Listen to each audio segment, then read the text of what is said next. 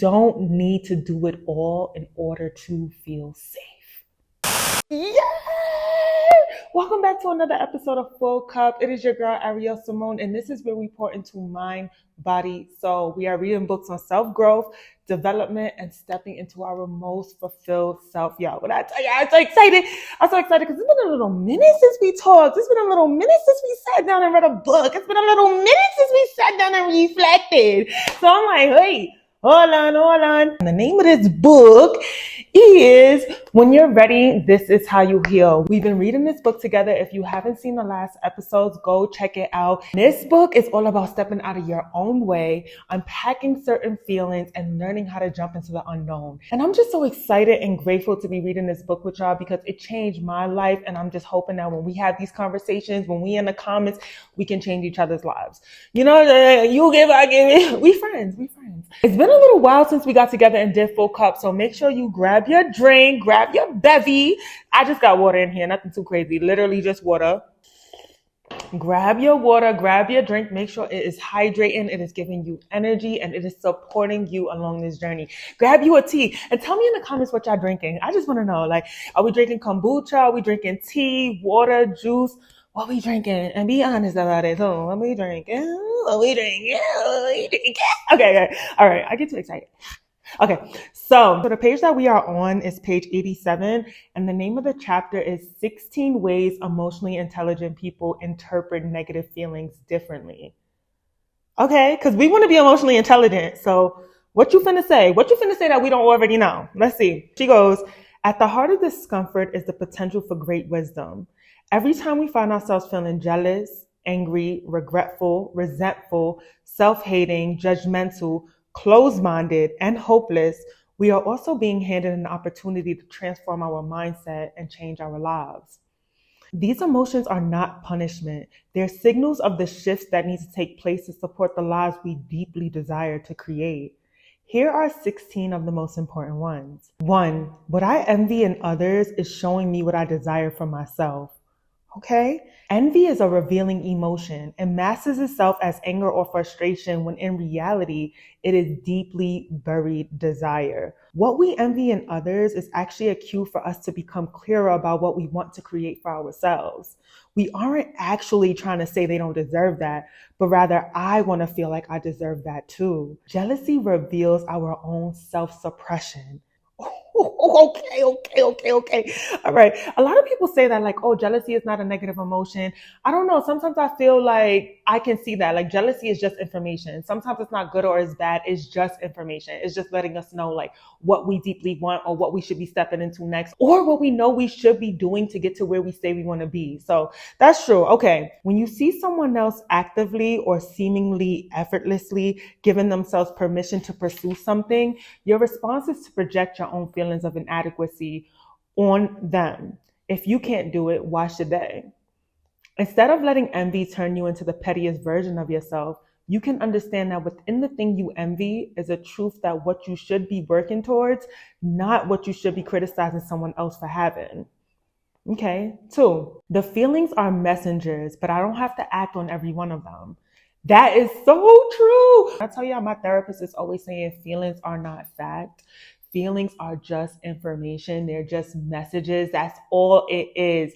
If you cannot find the evidence, just let it be. Let it pass through you. So that is so true. Like not every feeling is a fact. It is very valid and it is true, but not every feeling is a fact. The funny thing about feelings is that in our quest to validate them, which is the only way to release them, it can often seem like we are making them more real. That is so true. And I love the fact that she just said the only way to release a feeling is to validate it.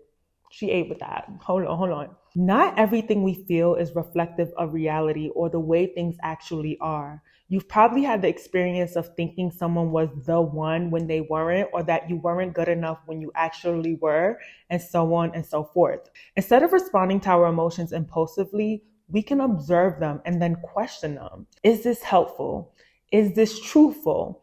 Is this coming from a space of clear perspective or a lingering past wound? Trace it back to its origin and then extract the lesson that's waiting for you. You'll know you've done this successfully when you emerge with a new inner narrative that's wiser, more accurate, and that makes you feel at ease.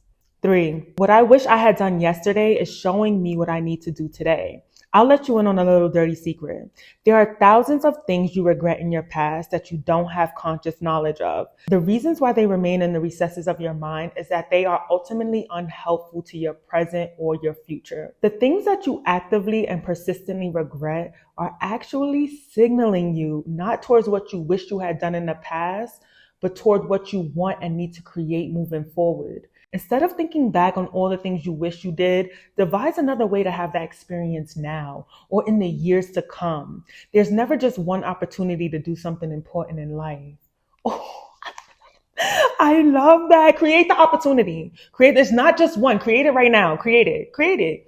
There's just one opportunity to do it in that specific way. But ultimately, there are probably dozens of roads towards your destination. You just have to choose not to stop the journey just because there was one dead end. All right. I think 4, there's no numbers on this, so work with me, y'all. The next one is, I probably see myself more negatively than anybody else. Not even your worst critics are judging you as much as you are judging yourself. They're still watching a highlight reel while you're reviewing all the behind the scenes footage. They still like, yeah. Nobody else has access to all of the knowledge that you have about yourself. So there's no possible way that they could perceive you as negatively as you see yourself. Beyond that, most people think of others positively, or at least neutrally, until they're given a reason not to. This means that most people either think of you pretty well, in an indifferent manner, or not at all. That's another thing. I be feeling like arrogance and ego makes us like overthink about what people are thinking about us. Like, it's kind of like, what makes you think that I'm thinking of you like that? Like, what makes you think that somebody else and everybody else is thinking of you that way? Pipe down a little bit. And I had to tell myself that a few times as well. Like, pipe down. Like, they're not probably even thinking about you. Relax, girl. Like, keep it moving. All of these intense and relentless self-criticisms are just that. Self-criticism. Nobody is sitting around thinking about that embarrassing thing you did 5 years ago or evaluating how much progress you are or aren't making in life right now. They're sitting around and thinking about themselves. Next, other people most likely think I'm doing better than I think I am. In a similar way, other people are far more likely to value your accomplishments and attributes, whereas you focus more on your shortcomings and failures. This should help you realize that you don't have anything to prove to anybody else. Success is a self-evident thing. Oh my God. Okay. When you approach other people imagining that they at least have a relatively positive view of you, it changes the way you act around them. Instead of acting on defense, you can connect, knowing that they probably already think you're worthy because you are. Another reason why I love that as well is sometimes when I go back to my own neighborhood and people are like, oh, hi, or you can't say hi, or you think you rich, or you think you all that, I don't stop them. I don't be like, no, I'm not rich, or no, I'm not. I don't stop them. I let them think what they want to think, but I also let them know, like, I'm always going to say hi to you, though. I'm always going to speak. Like, don't ever do that. Don't ever do it. Like, I'm always very humble. Like, I always like to move from a space of humility. But for the most part, like, I'm not going to be like, no, you're right, I am broke. Or no, you're right, I'm not none of that. Actually, I take back what I just said. Actually, I'm none of that. I'm whatever you think I am. I'm whatever you think I am, because it high-key don't got nothing to do with me. But I'm whatever you think I am. So I just try to move from there. Like, whatever you think I am, that's cool. That's cool. I know what I am, and I know I'm going to show up and be myself. And that looks like saying hi back to you. That looks like just showing up and being authentic. And that looks like showing up and just being myself. I mean, you take it or leave it. But for the most part, I stop correcting people when they have a certain idea of me. It is what it is. Like, I'm never going to correct somebody and be like, I ain't got it, because I always do. And if I don't do, I'm going to get it. I'm going to get it. So therefore, I already have it. Future me had that, gave it. So it's like, hey, we're always going to have it. That's how I feel. Like, I don't know. It's a little delusional, but everything that's ever happened in my life was the root cause of delusion. So I just try to lean in and trust that, if I'm being quite honest. Like, I didn't think I would be in Mexico, live in such a beautiful apartment. Delusion. Because 2 years ago, I told myself I would. It happens. Like, it start here, y'all. It really start here. But okay, I accomplished one thing today. That is enough. You don't desire to be constantly productive because the world is telling you to be. You desire to be constantly productive because you're afraid of lack. You're afraid of failing. You're afraid of instability. You're afraid of falling behind. While the world has certainly instilled a culture and social culture that makes these fears more common, it's important that you redirect the blame here and put the onus back on ourselves. If we never confront our scary feelings of self-doubt, we're going to push ourselves to overwork and overcompensate until we die. We can change the narrative by approaching productivity in a more realistic way. Some days you'll get it done.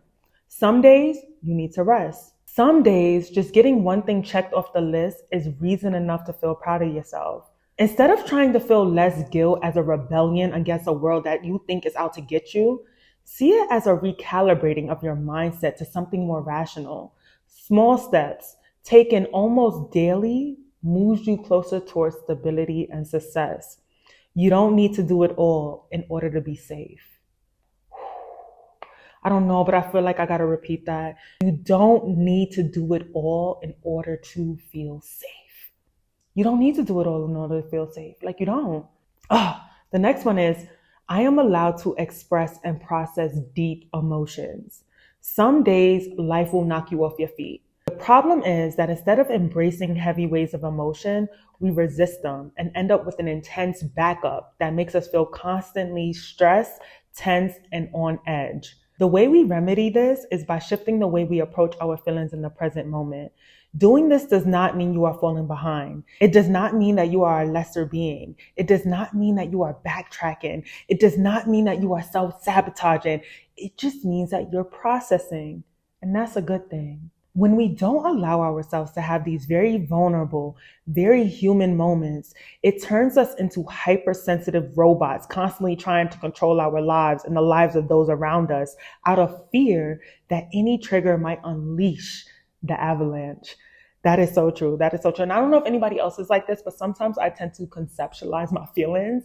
Like I have an idea of them. Like when I'm sad, sometimes I'm not sad, but I feel like I should be sad. Or when I'm mad or disappointed or defeated, I feel like I should be that. And then instead of actually feeling it, I'm like, oh, I know I am. Like, like it just creates this barrier and this distance from my feelings. Like, oh, I could look at you. I could look at sadness. I could look at disappointment, but I ain't feeling it. And I know I'm not feeling it because I'm talking about it, or I'm doing this, or I'm doing that. And like, it just like, I don't know if anybody else does this, but I have a really weird habit of conceptualizing and just intellectualizing my feelings. And that creates like distance between them.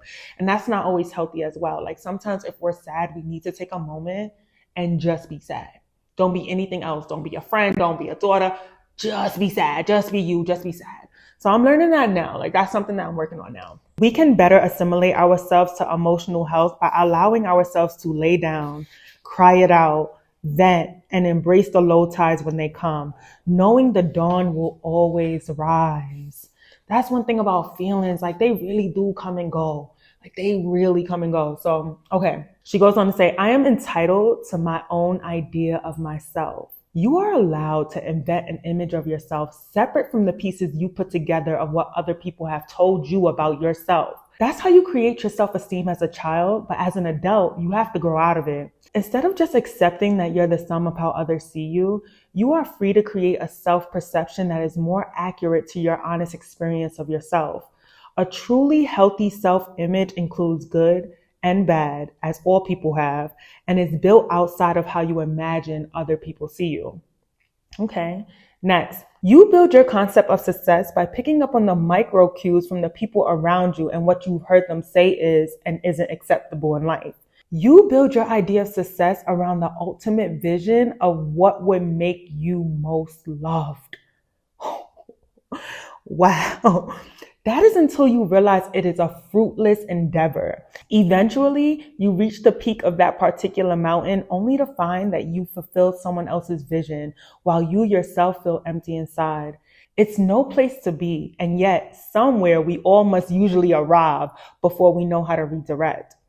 You are allowed to define success on your own terms. You are allowed to say what it is and isn't enough for your life.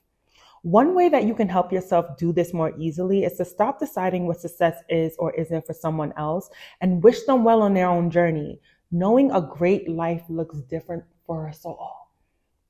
That is so true. Next, my purpose might not be my job, and it doesn't have to be. Your job pays the bills. Your purpose gives meaning to your life. No one person has any single purpose. Our purpose can change day to day, hour to hour. Our purpose may be found in a relationship or our presence or a job we do for a while and then another we do later on. Our purpose is just to be alive. Oh my God.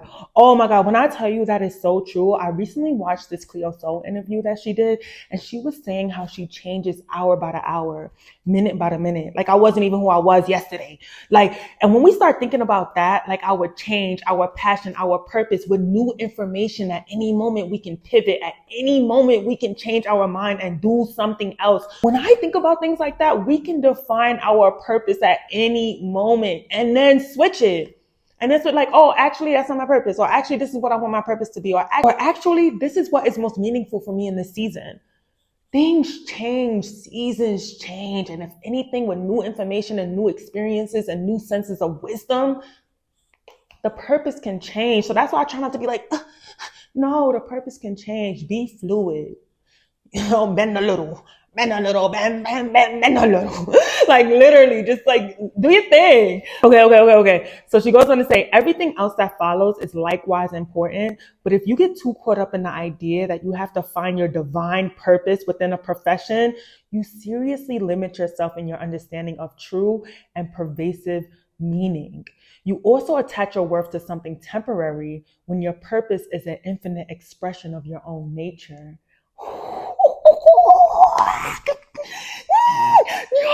Yo, that is so good. That is so good. Instead of trying to figure out what you're supposed to do for the rest of your existence, figure out what the next right step is in your life, because that's probably the best way moving forward.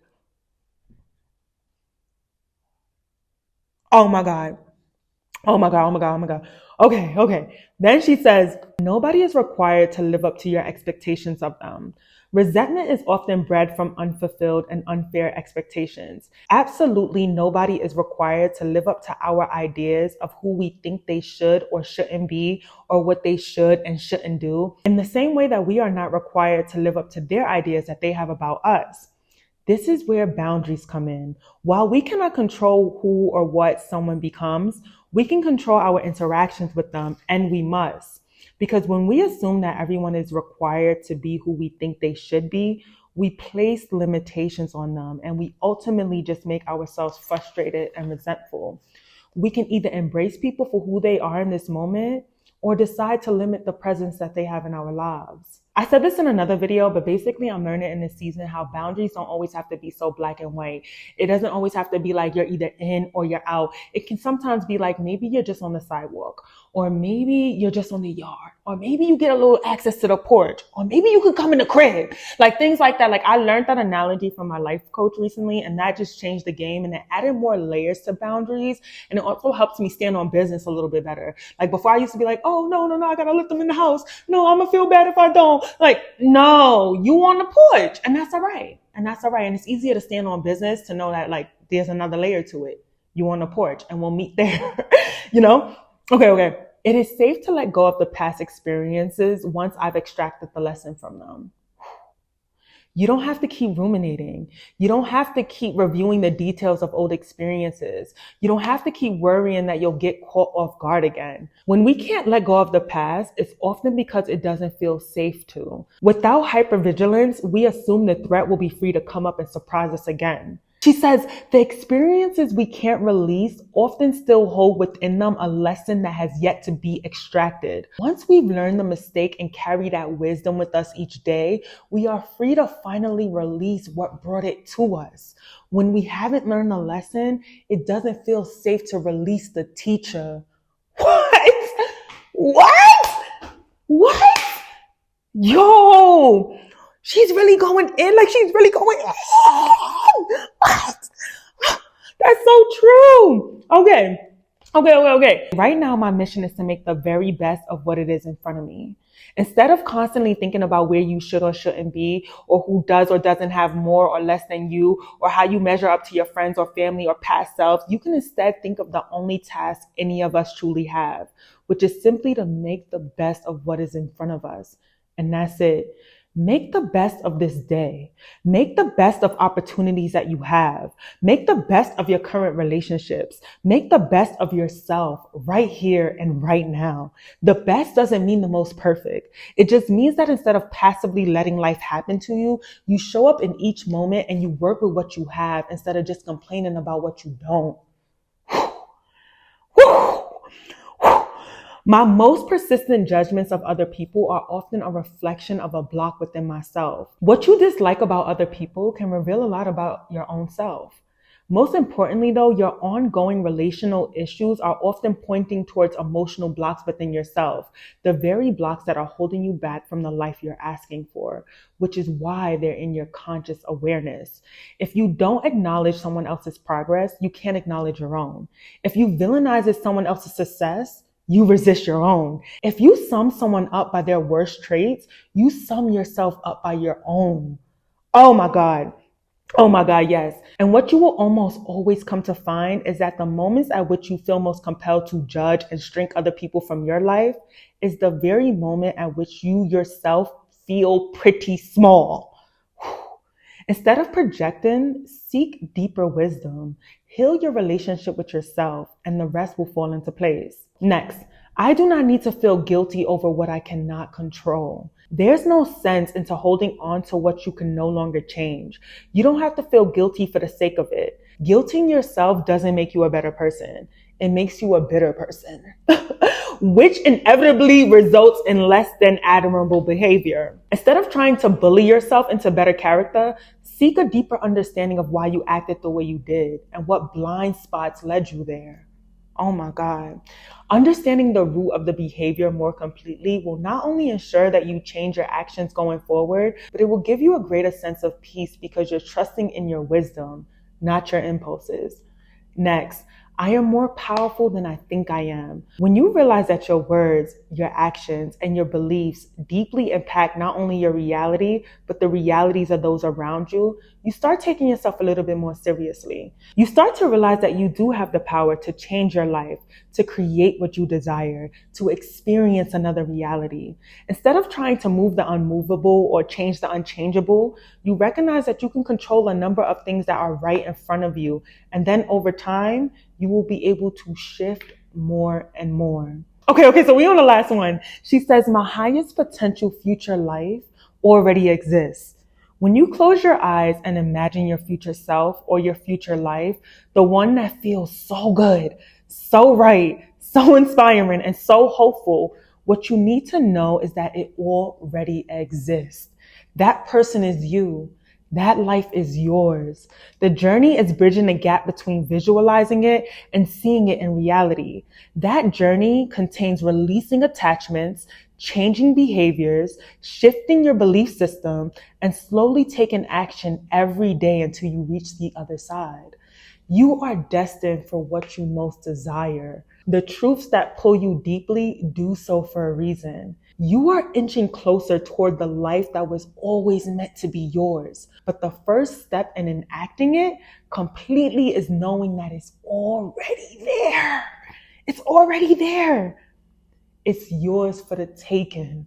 That's how she ends this chapter. That is how she ends this chapter. It's yours for the taking.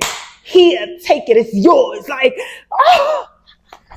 Yo, this chapter was so good. Out of the 16 ways, out of the 16 emotional shifts, out of the 16 different ways to change your perspective, which one was your favorite? Which one stood out to you the most? Which one was like, oh, no, she ate with that one? And the name of the next chapter is, when you're ready to take your power back, begin here. This book just got it. This book got it. But speaking of books, can y'all write down in the comments what books y'all reading right now? I love reading. I love talking about books. I love anything self-growth, self-development, even fiction books. Like right now, I just finished Before I Let Go by Kennedy Ryan. Let me know if y'all want me to do a book review on that, because I could really sit down and talk about that book. But y'all, tell me in the comments what books y'all are reading. Tell me in the comments what you took away from this video the most. Talk to me in the comments, because you know I like to talk back. We are friends, we are community, and we are reading and building and growing and stepping into fulfillment together. Fulfillment, joy, abundance, development, light, vibrancy, all of that together. So I am so excited that you guys watched all the way to the end. I'm big grateful, not the little one, never the little one. We don't even know what a little one is. So y'all, please like, share, comment, go tell a friend to tell a friend, share the wealth, all that and all of that. I'm so grateful to have y'all here, and I will see y'all on the next one. I'll see y'all on the next one. The next one.